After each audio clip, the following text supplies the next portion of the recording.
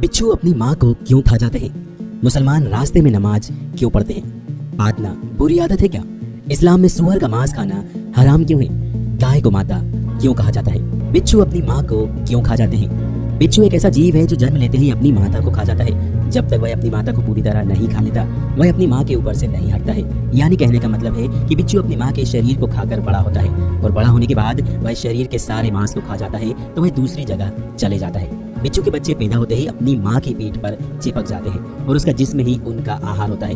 वे बच्चे तब तक चिपके रहते हैं जब तक बिच्छू जिंदा रहता है। उसके जिस्म का सारा मांस जब खत्म हो जाता है और बिच्छू मर जाता है, तब उसके पीठ से वे बच्चे उतर जाते हैं और स्वतंत्र होकर जीते हैं। मुसलमान रास्ते में नमाज क्यों पढ़ते हैं? अधिकतर मुसलमान रोजाना नमाज नहीं पढ़ पाते हैं, लेकिन जुम्मा की नमाज रोज की नमाजों से महत्वपूर्ण होती है, इसलिए अधिकतर लोग जुम्मा की नमाज पढ़ते हैं। इस वजह से मस्जिदों में जगह फुल हो जाती है, तो रास्ते में नमाज पढ़ना एक मजबूरी हुई।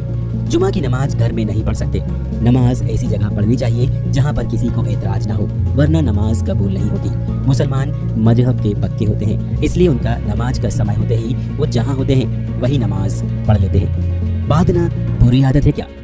बाद हवा होती है, वो जो आप खाते खाते निगल जाते हैं या दूसरी वजह से फेफड़ों की जगह पेट में चली जाती है। इसके अलावा आपका खाया हुआ खाना जब पचते हुए आंत में पहुंचता है तो उस पर बैक्टीरिया काम करने लगते हैं। इस दौरान भी गैस निकलती है। आमतौर पर इस प्रक्रिया में 2 से 6 कप तक गैस पैदा होती है। अब गैस शरीर के अंदर जाएगी तो बाहर भी निकलेगी। ये गैस आपके पेट से बाहर निकलती है, यही आद है। गैस का शरीर से निकलना बहुत जरूरी है। गैस की मात्रा बढ़ने पर बीपी भी काफी हाई हो जाता है, लगता है मानो हार्ट अटैक आ जाएगा। जिन लोगों का अनुभव है वो इसकी महत्ता समझ सकते हैं। तब आप समझ गए होंगे कि पादना एक अच्छी बात है या फिर बुरी। इस्लाम में सूअर का मांस खाना हराम क्यों है? मुसलमानों के पवित्र ग्रंथ कुरान में सूअर का मांस खाना हराम माना जाता है, जिसे ज्यादातर लोग अंधविश्वास कहकर टाल देते हैं। लेकिन आपको बता दें कि पुराणों और ग्रंथ लिखने वाले लोग बहुत ज्ञानी थे और यही कारण है कि बिना वजह के वो कोई बात नहीं लिखते थे। सूअर एक गंदा जानवर होता है। सूअर को अक्सर कीचड़ में बैठे देखा जा सकता है।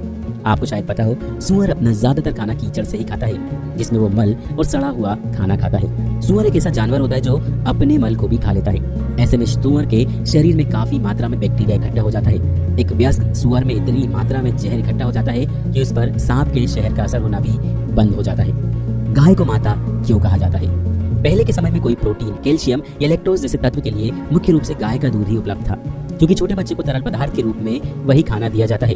प्रारंभिक जीवन में अपनी जननी माता के दूध से पोषण मिलता है, उसके बाद जीवन भर गाय के दूध से पोषण प्राप्त करता है, इसलिए गाय को माता के समान माना गया। इसके अतिरिक्त सनातन संस्कृति में गाय से उत्पन्न पदार्थ की उपयोगिता बहुत थी।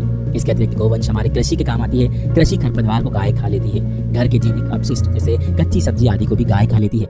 इस तरह पहले के समय में गाय और मानव एक दूसरे पर निर्भर थे। गाय माता में 33 कोटि देवी देवताओं का वास है।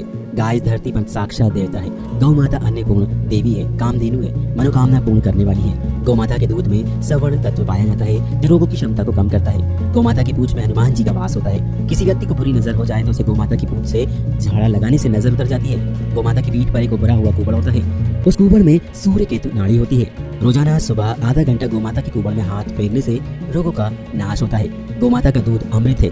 इन्हीं सब कारणों की वजह से गौ माता को माता का दर्जा दिया गया है।